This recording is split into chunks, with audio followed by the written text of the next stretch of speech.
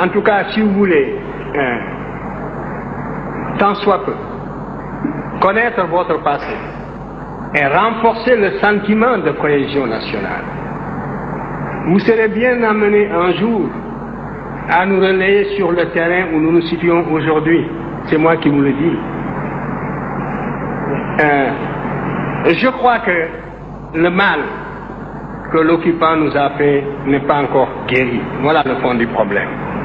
L'aliénation culturelle finit par être partie intégrante de notre substance, de notre âme. Et quand on croit s'en être débarrassé, on ne l'a pas encore fait complètement. Souvent, le colonisé ressemble un peu, ou l'ex-colonisé même, ressemble un peu à cet esclave du 19e siècle, qui libéré va jusqu'au pas de la porte, et puis revient à la maison parce qu'il ne sait plus où aller. Il ne sait plus où aller.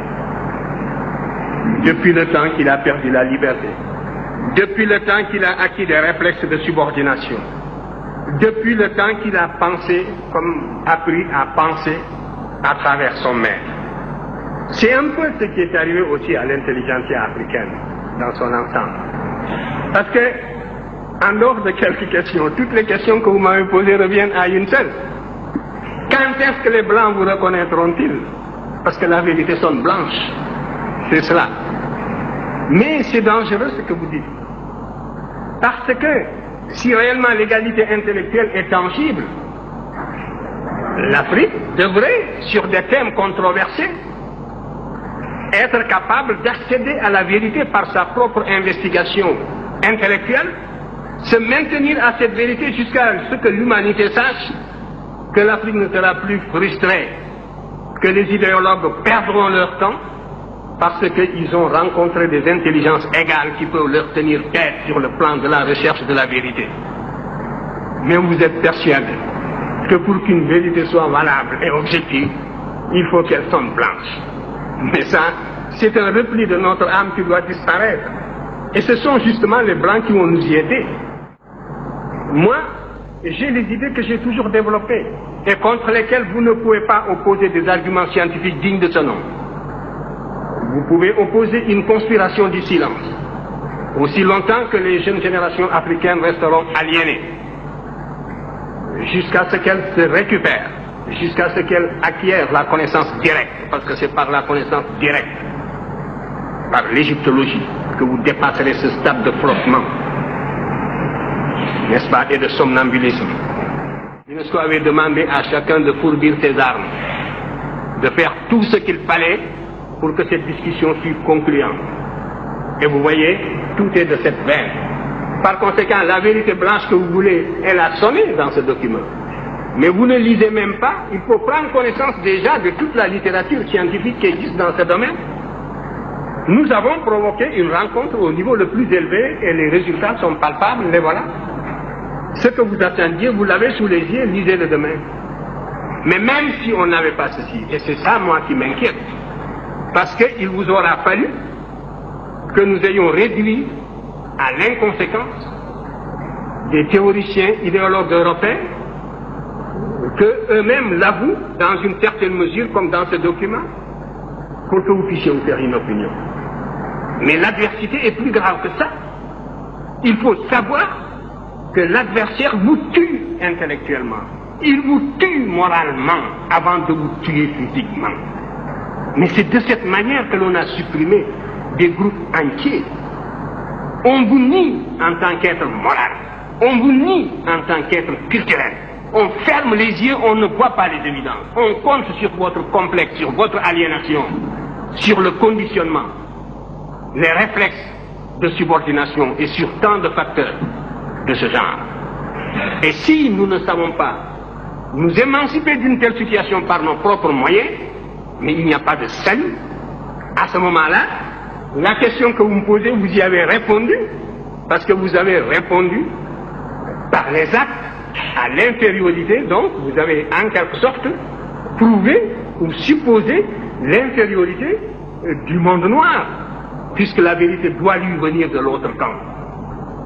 Il faut faire attention. Moi, si je n'étais pas intimement persuadé de l'égalité des races, si je n'étais pas intimement persuadé de la capacité de chaque race de mener sa destinée intellectuelle et culturelle, mais je serais déçu. Que ferions-nous dans le monde s'il y avait réellement cette hiérarchisation intellectuelle? Mais il faudrait s'attendre à une disparition d'une manière ou d'une autre. Parce que le conflit, il est partout, il est à tous les niveaux, il est dans tous ces débats, il est jusque dans nos relations internationales les plus feutrées. Nous menons et on mène contre nous le combat le plus violent même que celui qui a conduit à la disparition de certaines espèces. Et il faut justement que votre sagacité intellectuelle aille jusque-là.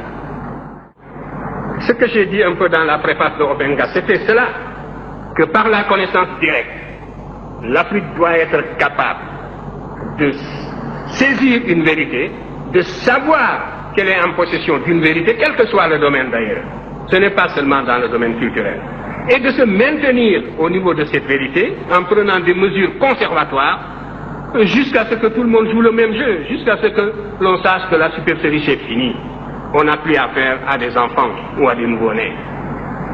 Mais c'est là à la fois une réaction intellectuelle, une réaction culturelle, ça demande la mobilisation de toutes les capacités de l'être, un être qui, abstraction faite de son aliénation, a les mêmes capacités que n'importe quel autre être. Regardez, dès que vous parlez de patrimoine culturel, la gauche occidentale et la droite se touchent. Et souvent la gauche est plus minable que la droite. Faites l'expérience, on vous accorde l'égalité abstraite, mais l'idée que des nègres aient pu connaître une promotion historique dans le passé leur est réfractaire. Ils sont réfractaires à cette idée. Et parce que leur formation intellectuelle tardivement acquise se situe à un niveau très superficiel, au niveau du cortex, au niveau de l'intellect. Mais la formation qu'ils ont reçue tous dans leur plus tendre enfance, les clichés auxquels ils sont habitués dans leur environnement d'enfance, les caricatures et tout, comme je vous le montrais ici, aussi dans le monde méridional, c'était l'inverse. Tout cela les empêchait, les rendait aveugles, n'est-ce pas, pour observer des vérités comme celles que nous leur opposions. Par conséquent, il n'y a qu'un seul salut, c'est la connaissance directe. Et aucune paresse ne pourra nous dispenser de cet effort. Il faudra absolument acquérir la connaissance directe. À formation égale, la vérité triomphe. Formez-vous, armez-vous de science jusqu'aux dents, c'est ce que j'ai dit à Obenga, et arrachez votre patrimoine culturel. Ou alors, traînez-moi dans la boue si, quand vous arriverez à cette connaissance directe, vous découvrez que mes arguments sont inconsistants. C'est cela. Mais il n'y a pas d'autre voie. Et les appuis que vous cherchez, vous ne les aurez pas. Parce que c'est un monde, c'est un univers d'idéologues que vous aurez en face de vous. Et vous croyez que si la vérité était palpable, on l'accepterait. Je suis revenu de ces illusions. Regardez la deuxième partie justement d'antériorité où j'ai répondu aux critiques. J'ai dû même ménager des intellectuels de gauche qui avaient un peu servi l'Afrique. Je pouvais les scier en deux, comme on dit. Et ils ont vu que je me suis arrêté à mi-chemin dans mon argumentation parce que c'était catastrophique. Et ainsi de suite. Alors donc ici le poids des arguments c'est du côté africain. Je regrette. Vous savez parfaitement que quand j'écrivais National, et bien après, 20 ans après, si on voulait faire une carrière universitaire normale, il ne fallait pas s'approcher de nous. Vous le saviez. Il ne fallait pas nous citer, etc. C'est en sachant tout cela aussi que j'ai pris mes responsabilités. Et vous aurez tous les éléments justement pour porter un jugement. Je savais parfaitement ce que je faisais. Pour moi, l'enjeu, c'était la prise de conscience de l'ensemble des générations africaines à venir, non pas sur la base du mensonge ou de l'idéologie, mais sur la base d'une vérité scientifique strictement retrouvée. Il vous appartient de voir si moi j'ai pris des libertés par rapport à cette vérité, n'est-ce pas? Si j'ai pris des libertés par rapport au fait, avec le recul du temps, si aujourd'hui cette littérature impose du respect, c'est parce que, précisément, on s'est aperçu que contre toute attente, je n'ai pas été coupable d'un tel péché. C'était très facile à l'époque coloniale. Pour les théoriciens de salon du colonialisme de l'époque, des ethnologues que je ne veux pas citer, ça leur était très facile de tourner en dérision cette littérature naissante devant des jeunes esprits en formation. L'inconsistance de la formation intellectuelle des générations africaines de l'époque ne permettait pas d'avoir une vue claire là-dessus, et c'était très facile de prendre les Africains de court et de les détourner de cette littérature, de les court-circuiter en quelque sorte, avec des menaces, n'est-ce pas, à peine voilées aussi. On vous disait, si vous suivez Cheikh Anta, eh bien, vous pouvez mettre une croix sur votre carrière. On vous menaçait de tous les poudres du monde, etc. Vous le saviez bien. Mais je savais aussi que la seule chose qui était importante, c'était de dégager cette vérité, parce que c'est ce qui permettrait de réconcilier les civilisations africaines avec l'histoire pour rendre possible la recherche dans le domaine des sciences humaines. Méfiez-vous. Je vous dis, moi, que tant que vous n'aurez pas compris ce que j'ai dit cet après-midi, ce soir, et tant que vous n'aurez pas réévalué ces arguments pour réconcilier cette Afrique avec l'histoire, les recherches que vous faites en sciences humaines sont presque inutiles.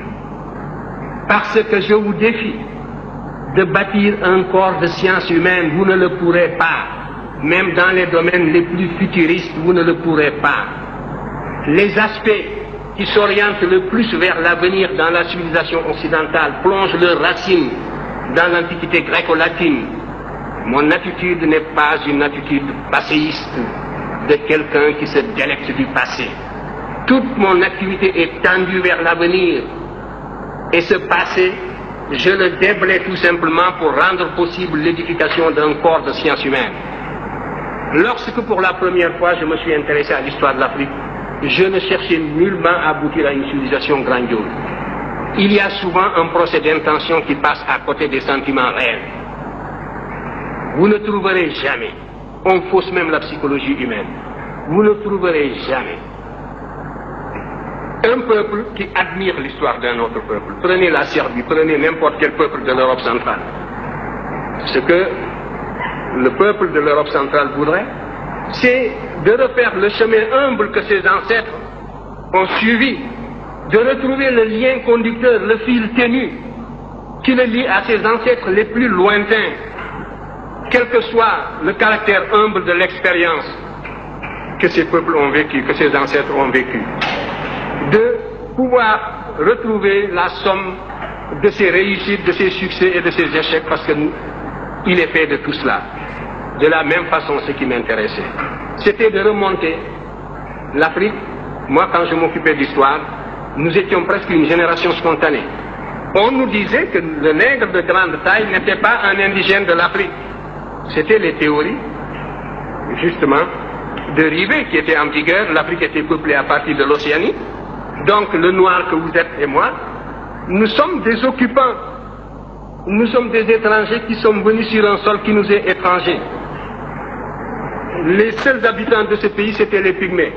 Le noir a devancé le blanc est venu, s'il est plus fort, il évince le noir qui est un étranger comme lui. Voilà les théories qui étaient en vigueur. Quant à l'origine réelle du noir, ça se perdait dans la nuit des temps. Et notre histoire était enseignée avec des dates qui apparaissaient comme des contes d'épiciers. Alors, devant une telle situation, la seule chose qui m'intéressait, c'était, j'étais habité par la certitude, a priori, que nous sommes là, sur ce continent, en même temps que les autres, que nous avons toujours vécu ici, que nous sommes des Noirs capables, des hommes capables, aussi capables que les autres. C'était la seule chose que l'on pouvait supposer a priori. Et ce qui m'intéressait, c'était donc de retrouver ce chemin humble qui me conduirait à nos ancêtres les plus lointains. En tout cas, vous pouvez remonter, vous, en ce qui vous concerne, jusqu'aux racines de la philosophie africaine. Je vous invite à étudier la cosmogonie héliopolitaine. Je l'ai décrite d'ailleurs brièvement dans Civilisation ou Barbarie. Vous y trouverez les prémices. Vous commencerez à vous faire une idée de la consistance de la pensée de vos ancêtres de la vallée du Nil qui étaient noirs comme vous, ici. Si c'était cela, si ce n'était pas cela des arguments, c'est la preuve que, vous voyez, on a presque le cerveau vidé.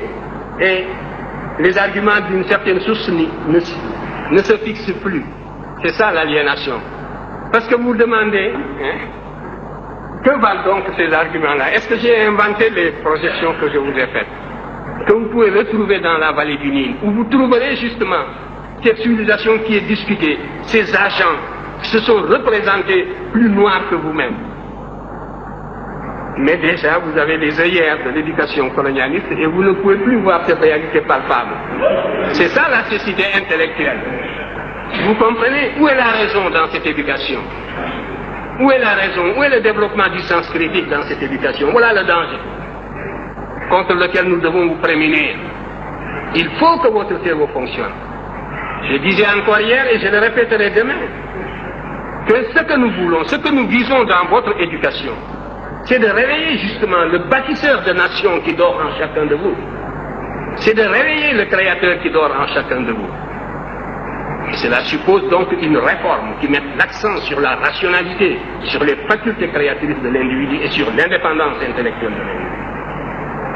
Voilà le but que vise mon enseignement en tout cas. Et si je ne l'atteins pas, c'est bien regrettable.